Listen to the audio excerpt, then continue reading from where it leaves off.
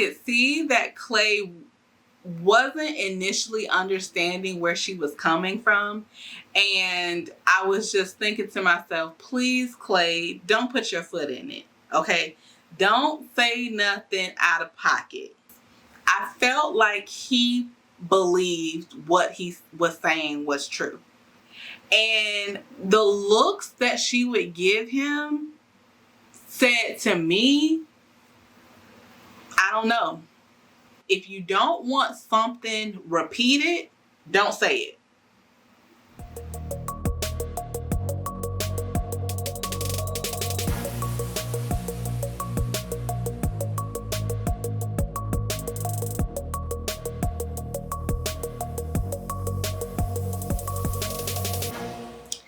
Hey y'all, welcome back to another video. If you're new here, thank you for clicking on the video. Welcome to the channel. My name is Mo, okay? Well, that's my nickname anyway. And if you're a returning subscriber, thank you for your continued support, your continued viewership. I appreciate it all. Hopefully you can hear me okay. I have my fan going. It's a little warm. All right, summertime and all that, but bear with me. So I am back with another recap and providing some more commentary, my thoughts on season 6, Love is Blind, episode 6. Okay, so there were some things that transpired this episode that I was not surprised by. I have voiced continuously my concerns about a couple of the couples, all right? And I hate to tell y'all that I told you so. No, I don't. But I told y'all so. If y'all have not watched this episode, we're going to get into it. But if you have watched episode 6, definitely leave me some comments below after I let y'all know what I thought about what transpired. So, enough said, let's get into it. The couples are continuing their honeymoon in the Dominican Republic. At least I think that's where they were. They are relaxing, doing some activities, and of course, getting to know each other more. Laura and Jeremy decide that they're going to spend one of their activities doing some archery and letting their playfulness come through. Look how cute these bananas are. You know what that reminds me of? What? What does it remind you of? Go ahead. What does it remind you of? Nothing. And also getting to know each other, that means learning what you do and don't like about some of the things that your partner may wear and do. Laura puts her foot down and tells Jeremy that he can no longer ride his motorcycles, okay? And the Hawaiian shirts have to go. I'm not allowed to have motorcycles or anything anymore, so I have to. You can have one motorcycle. That I'm not gonna ride. It's my dad's bike. I don't want to ride it. Okay, so you'll fix up your dad's bike. Yep. And then you'll help my dad fix up his Austin Healing. Mm-hmm. Other couples like AD and Clay spend their time by the bar, having drinks, and having some pretty interesting conversations. Men and women are different. You think so? I feel like you have a great body, AD. Like, what are you talking about? I have a great body because I work hard. AD, if you didn't work hard and you still worked out, I think you still have a great body. You're crazy, bro. I wouldn't even let you get, like, out of shape. I don't know if he was trying to be sweet, you know, trying to, like, not babe, like, you'll look good, like, you'll look like this, you know, anytime. But AD had to gently correct him. She lets him know that her body would not look this way if she didn't do the things that she does, and that her body would definitely change after having children. I could see that Clay wasn't initially understanding where she was coming from, and I was just thinking to myself, please, Clay, don't put your foot in it, okay? Don't say nothing out of pocket. I think that was a terrible delivery. I'd be like, AD, listen, I need you to come. Clay. You gotta have your husband to give you that tough conversation. And that's fine, but be nice. I will. And I think what you were saying was not nice. my delivery could be better, and I'll work on that, honestly. I will. Now, I don't really think that Clay means anything mean or any harm by how things come out, all right? How he expresses some of the things that he says. And I love that AD has a way of gently, disagreeing with him. She has a way of gently correcting him or trying to relay a different perspective for him to think about. Clay seems to be receptive to her gentle, confident, but direct way of speaking to him. They also touch on more sensitive topics regarding self-worth and feeling worthy of love. AD tells Clay that she doesn't feel deserving of love, and I definitely felt for her during that part of the conversation. Everything I have in my life I deserve, and I got it, and I worked hard for it. Everything except love. Really, truly something that I don't think I deserve. You don't think you deserve love? We are all deserving of love. We are all deserving of giving love. And of course, love can come in different forms and in different ways. But hearing her say that she, at least at that point of her life, felt that she wasn't deserving of love was like heartbreaking to hear, like we all deserve love. And I don't know yet if that love ended up being with Clay, but I hope for sure that she finds her person that will show her or help her understand that she's deserving of it and that she would make a great wife for the right person. Now, Jimmy and Chelsea, y'all know, are one of the couples I have definitely been keeping an eye on, okay? And I've been keeping an eye on them, of course, because I'm watching the show, but also I'm keeping an eye on them because I don't think that they make a great pair. During this episode, Chelsea continues to ask Jimmy if he still feels the same way about her after seeing her, if he's still sure in his decision.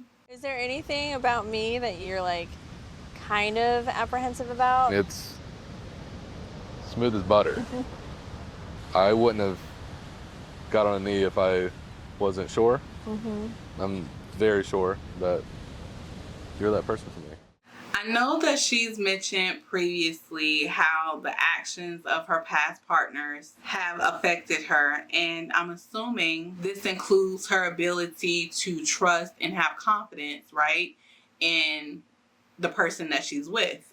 But I can tell you that Jimmy continuously tried to reassure her during this episode of how he still felt confident in his decision, that he loved her, that he was sure he wanted to be with her.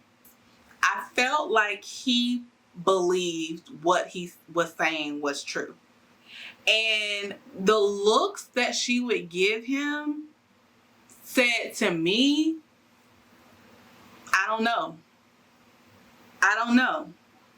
And she kept pressing him. To me, throughout this episode, she kept pressing him on this. She kept wanting that validation. And I totally get, again, her considering her past experiences and also coupling that with, like, I've only been in the physical presence of this person for probably less than a handful of days. I get that it's going to take some time to build that trust, to build that confidence, to feel what that other person is telling you. But when I tell you, she continuously pressed him throughout this episode to get that validation of, yes, I love you and I'm sure I want to be with you. So this episode also included seeing the couples meet each other for the first time.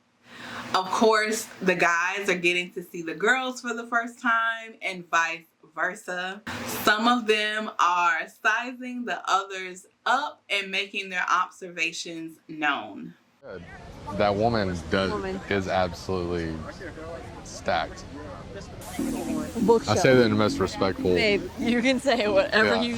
She's a bookshelf. AD! Hey, how you get a butt like that? Squats in Jesus, girl. That's it. I saw what he said. He goes, that girl, Whoa. she's pretty stacked. Chelsea proceeds to repeat what he said, not only so that AD could hear it, but those nearby could hear it as well. Now, y'all know I've mentioned that Jeremey seems to have this thing about repeating what he says, right? If he's telling something to you, whether it's a good thing, a bad thing, a neutral thing, whatever, don't repeat it. But Chelsea proceeds to repeat what he said to AD. Her doing this triggered a whole situation between the two of them for the rest of the night. So here's my take on the situation.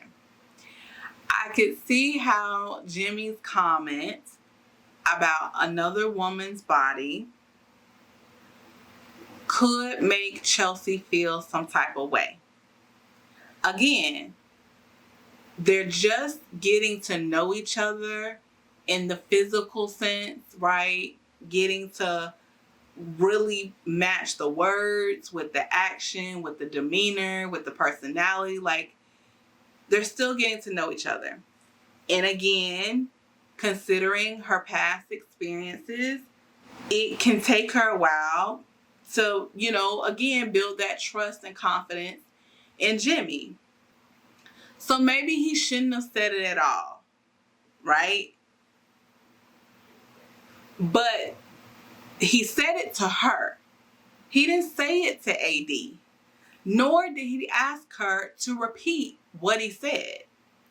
Her repeating what he said, and especially if she felt uncomfortable by the comment, I don't understand why you would repeat it to the woman it's about. Jeremey being Jeremey, he felt, in my opinion, that he needed to address the comment with AD. So he leaves Chelsea's side to go talk to AD, and they chat for a bit. He starts off, explaining his comment, and she seemed to kind of piggyback off of what he was putting down, right? She talked about how he looked, how he dressed, and then they moved on to talk about how they're settling into their respective relationships. Meanwhile, Chelsea is observing their conversations, and she is visibly upset and continuing to be upset. I feel sick. I don't know. I just feel very uneasy. Let's talk. At some point, Amy goes over to check on her, and Chelsea expresses that she feels some type of way about the comment Jeremey made about AD's body. And I felt that she felt maybe, I don't know, insecure, that she felt maybe he was more interested in AD. To me, at any point, Chelsea could have gone over and, gently inserted herself in the conversation between Jeremey and AD if she really felt some type of way about him giving his attention to another woman. But she didn't do that. His comment seemed to be very triggering for her, and she didn't address it until the end of the night. We'll circle back to this. There are other conversations that take place that night, including between AD and Kenneth, and they talk about how he's settling in with his relationship. AD asked him, have they had the conversation about if they're ready for what others may think of them being in a multi-ethnic or interracial relationship. He expresses to her that he does feel like they're ready, that Brittany's ready. And again, he just reaffirms that they're committed to each other in this journey. They also talk about the fact that biracial children may be a product of their relationship. And again, he expresses that he feels Brittany is ready to be a mother to biracial children. At some point, the guys are all sitting around and talking when AD comes up to check on Clay. And when she gets settled, Jeremey brings up something that Laura told him that he should do. What is it, bean dip? Bean She told me you would know what that means. Absolutely not. I will fight him. She set me up. She was trying to set me up for some bullshit. Him bringing up bean dipping also created a chain reaction, triggered a situation between him, AD, Clay, and Laura. Clay didn't like hearing about his fiance being bean dipped, but he seemed to understand that Jeremey didn't mean any harm by the comment, nor did Jeremey understand until later what bean dipping entailed. Babe, I said, what did you say? We can't. Who did you offend? Thank you, baby. Probably AD. I hope not. Did you talk to No, you me? offended me. You offended me. Oh, I offended Clay? Jeremey would take some shit and then get himself in trouble. I'm not in trouble. I'm fine. Y'all are a mess. I cannot. Bye. Laura got upset at Jeremey for repeating what she said, and Laura also expressed, and she expressed this to AD, that Clay shouldn't have felt bothered or upset about the comment either because it was just a joke. AD, in her gentle but direct way, let Laura know that Clay had a right to feel the way he did. I get this being a joke. I really do. But it should have just stayed between the women. I'm gonna have words with you later. Great. I love that for me. It was a joke that just spun out of control. I'm out of here. This incident confirms for me what I was concerned about between these two. They both have this joking manner about them. But with jokes, they can be easily misunderstood. Things can get miscommunicated. I'm not surprised that this has come about, but I'm surprised that it's come about this early. By the end of the night, Jeremey was definitely upset. He didn't enter the night that way, but he definitely left it that way. He, it seemed to me, felt like he was in the wrong for repeating what he did. I feel like if these two are gonna work, they're gonna need to lower down the banter. They're gonna need to simplify and maybe just cut out some of the jokes. And I also feel like Laura has this, like, I don't know.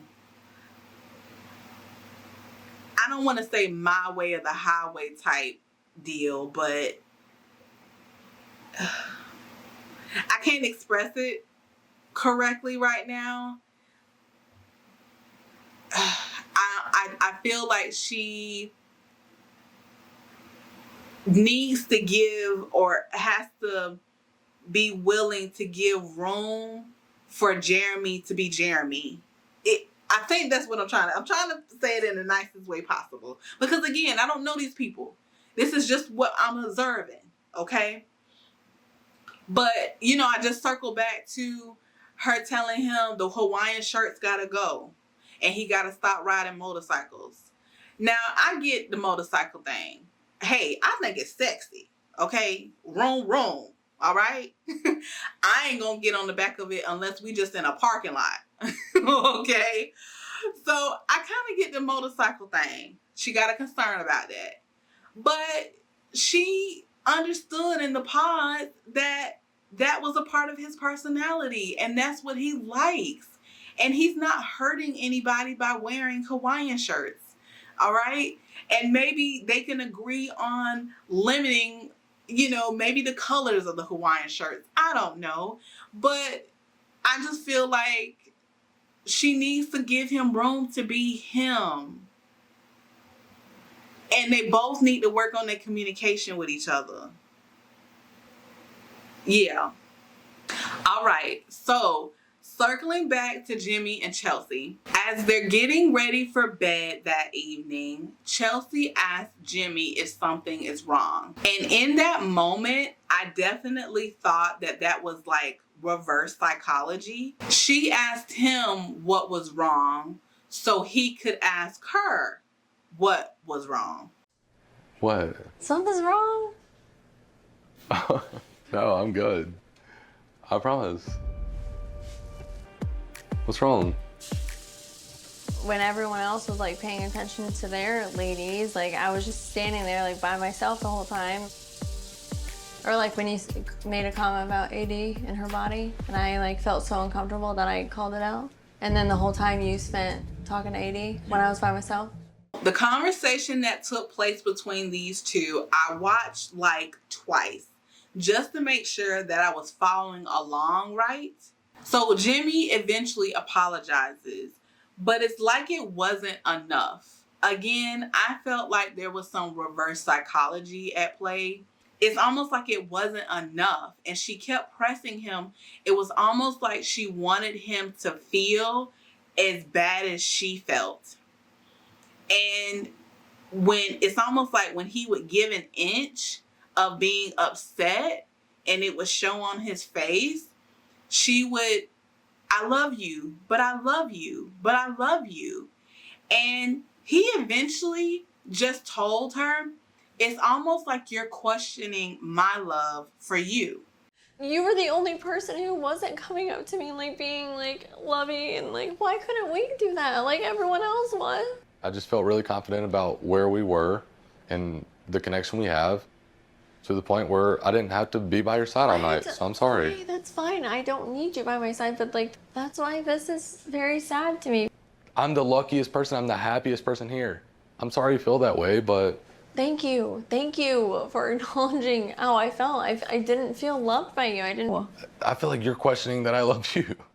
By the end of the episode, Jimmy was visibly upset.